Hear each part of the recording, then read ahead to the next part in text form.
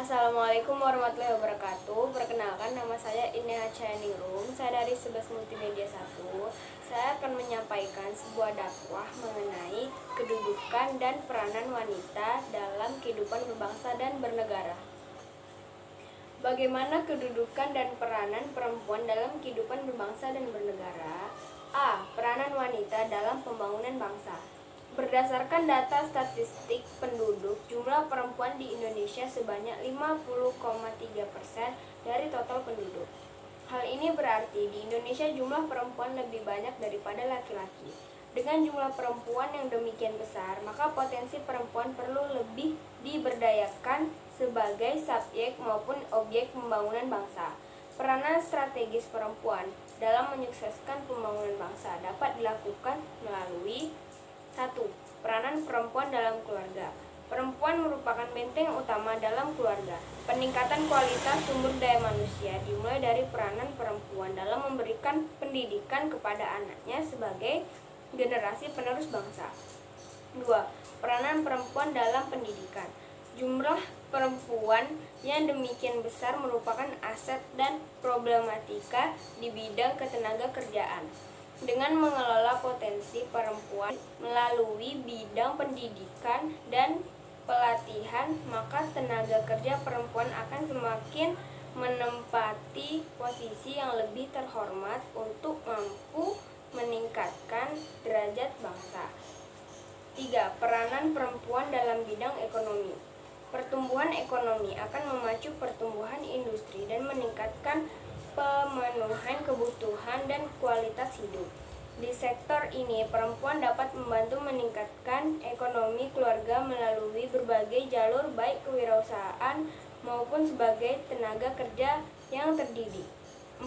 Peranan perempuan dalam pelestarian lingkungan. Kerusakan lingkungan yang semakin parah karena proses industrialisasi maupun pembakaran liar perlu proses reboisasi dan perawatan lingkungan secara intensif. Dalam hal ini, perempuan memiliki potensi yang besar untuk berperan serta dalam penataan dan pelestarian lingkungan, merubah pandangan lama. Kita menyadari sepenuhnya bahwa pandangan lama yang memarjinalkan kaum perempuan sesungguhnya masih ada di masyarakat, atau bahkan pada sebagian elit politik.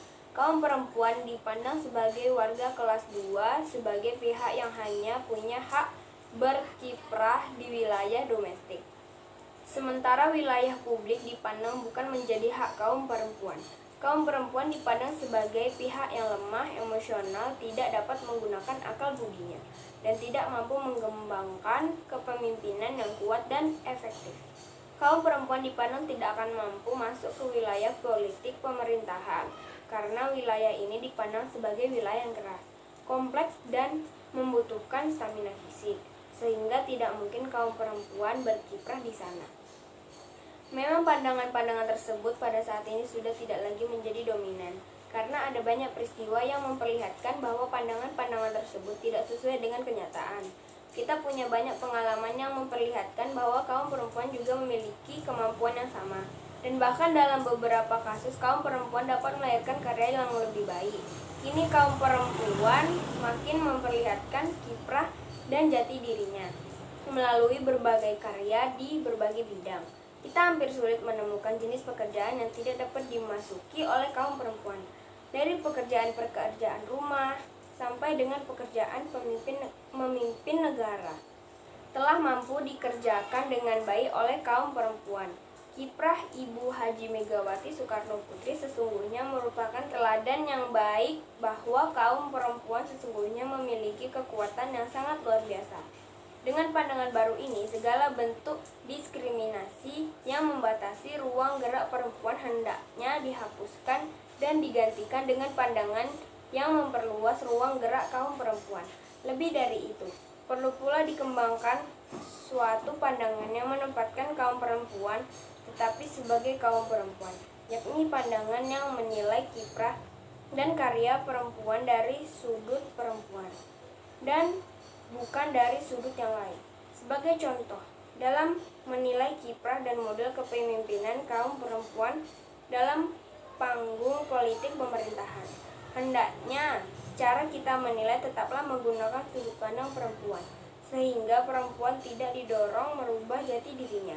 Kaum perempuan tentu memiliki karakter dan gaya yang khas dalam memimpin sesuai dengan kepribadiannya. Peran wanita dalam pembangunan budaya bangsa. Manusia dari waktu ke waktu terus berkembang mengikuti arus zaman yang semakin maju. Hal ini diikuti pula dengan berkembangnya budaya yang semakin beragam, baik dari segi cara berpakaian maupun cara bersikap. Pergaulan dalam kehidupan sehari-hari serta cara berpikir pun sudah menampakkan garis perbedaan yang tinggi. Perubahan yang drastis ini juga mengakibatkan terkikisnya budaya yang menjadi fondasi moral bangsa Indonesia. Apakah yang harus bertanggung jawab akan merosotnya budaya dan moral pemuda Indonesia? Saat ini peran wanita perlu dipertanyakan. Di manakah mereka sekarang dan bagaimana mereka mempertanggungjawabkan posisi mereka sebagai guru pertama bagi anak cucu mereka, yang mana mereka akan mewarisi dan menempati negeri ini. Perempuan memiliki peranan yang penting dalam pembangunan masyarakat yang bermoral. Akan tetapi, kerap kali peran perempuan menjadi perdebatan. Banyak kalangan yang menilai perempuan seharusnya menempatkan peran yang lebih di dalam kehidupan bermasyarakat, terutama dalam pendidikan. Perempuan merupakan guru pertama bagi anak-anaknya, di mana anak-anak ini merupakan bibit-bibit penerus bangsa Indonesia. Sebagaimana yang dikatakan oleh Syauqi, ibu ibarat madrasah. Jika kau persiapkan, maka sesungguhnya Anda sedang menyiapkan bangsa atau besar yang wangi keringatnya. Namun tidak sedikit yang memandang bahwa ranah kerja wanita hanya sebatas dalam kehidupan rumah tangga saja. Wanita sebagai hamba Allah yang lemah memiliki peran amat besar dalam kehidupan bermasyarakat dan bernegara. Tanpanya, kehidupan tidak akan berjalan semestinya. Sebab ia adalah pencetak generasi baru. Sekiranya di muka bumi ini hanya dihuni oleh laki-laki, kehidupan mungkin sudah berhenti beribu-ribu abad yang lalu. Seperti dalam Quran surat An-Nisa ayat 19. Ya ayyuhallazina amanu la yahillu lakum an tarisun nisaa qarha wa la taqduluhunna litashabu bi ba'di ma ataitumuhunna illa ayyatina bifahis yatim mubayyinah wa ashiruhunna bil ma'ruf in qarihtumuhunna fa'asa an takrahu syai'aw wa yaj'alallahu fihi khairan katsira.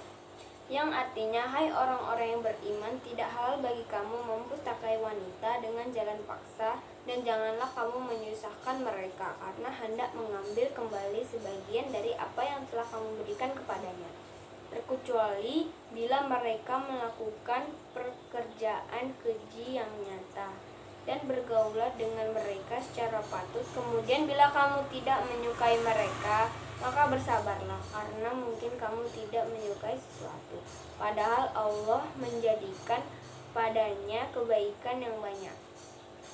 Oleh sebab itu, wanita tidak bisa diremehkan dan diabaikan, karena di balik semua keberhasilan dan kontinuitas kehidupan, di situ ada wanita. Sebagaimana yang dijelaskan di atas, bahwasannya wanita amatlah penting bagi kehidupan bermasyarakat. Wanita juga memiliki hak yang sama dengan laki-laki. Jadi, siapa lagi kalau bukan kita para wanita yang mengajarkan kepada generasi penerus bangsa untuk mencintai negeri yang sudah tua ini.